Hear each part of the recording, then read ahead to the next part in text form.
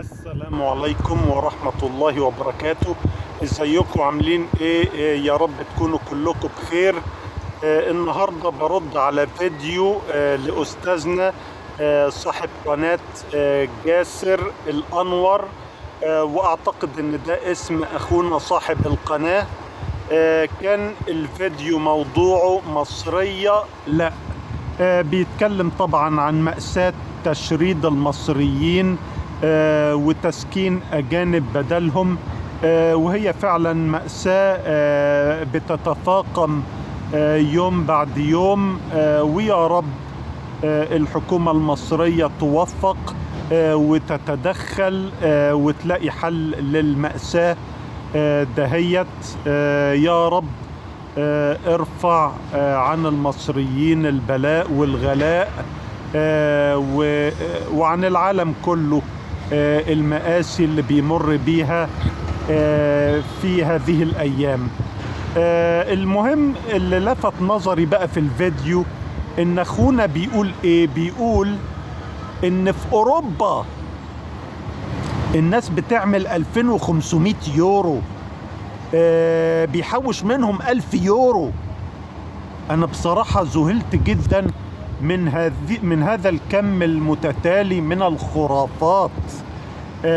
أصلا يا أخوانا كلمة في أوروبا في حد ذاتها غلط.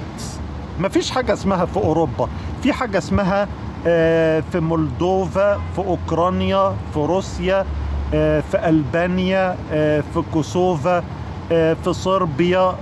كده انت بتكون محدد انت بتتكلم عن فين في أوروبا. أوروبا فيها بلاد اتحاد أوروبي وبلاد ما هياش اتحاد أوروبي. حتى البلاد الاتحاد الأوروبي مستوياتها الاقتصادية مختلفة تماما.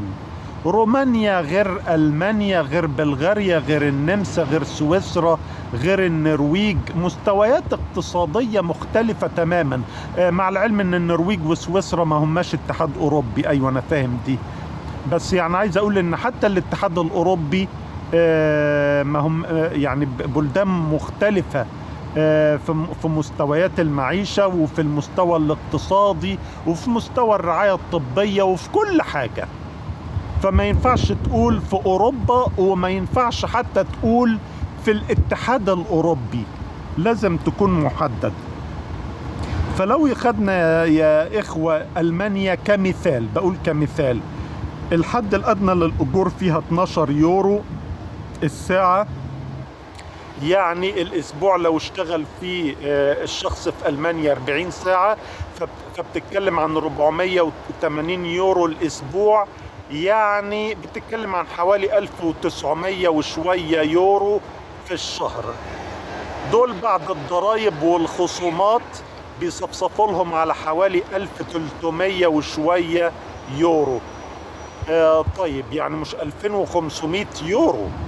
امال مين اللي بيخش جيبه 2500 يورو الشهر في ألمانيا؟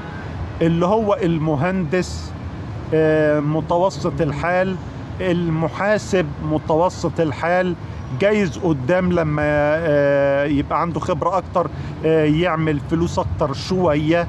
لكن 2500 يورو الشهر عشان يخشوا جيبك لازم يكون دخلك قبل الضرائب والخصومات بتتكلم عن اكتر من 4000 يورو في الشهر. ده مرتب طبقة متوسطة، مش طبقة اقل حاجة يعني.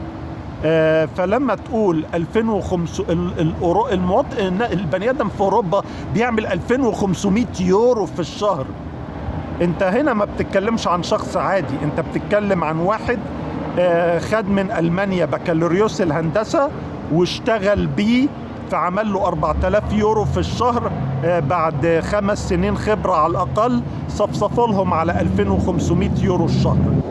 طيب هل 2500 يورو الشهر تقدر تحوش منهم في ألمانيا 1000 يورو الشهر؟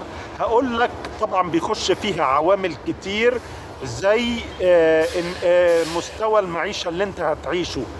في ناس في أمريكا وفي أوروبا بيعيشوا عيشة كلابي، 5 أو 10 في نفس الشقة. ليه؟ عشان الإيجارات عالية فاحشة الغلاء، فيقدر إن هو يحوش حاجة لما يشتركوا في الإيجارات. وطبعا خلوا بال حضراتكم إن ساعات بتحصل مشاكل وناس ما تدفعش وناس تستنطع على ناس، فناس تدفع أكتر، بتحصل مصايب زي دي في أمريكا وأوروبا مع بين الروم ميتس وبعضهم البعض. فإذا تصوير العملية إنك في أوروبا أو حتى في ألمانيا لو كنا محددين هتعمل 2500 يورو، ده وعد خاطئ. ناس كتير في ألمانيا ما بتعملش ال 2500 يورو في الشهر. وهل هتحوش منهم 1000 يورو في الشهر؟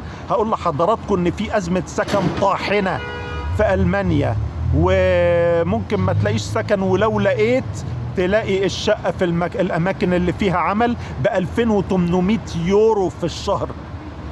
يعني أكتر من 2500 يورو. يبقى إزاي قلت إن ال 2500 يورو في الشهر الإنسان في أوروبا بيحوش منهم 1000 يورو؟ يا إخوة يا يوتيوبرز، اتقوا الله في البسطاء. بطلوا إنكم تجروا بأحلامهم عشان تكبروا قنواتهم أو تبيعوا لهم استشاراتكم في الهجرة. اتقوا الله، اتقوا الله.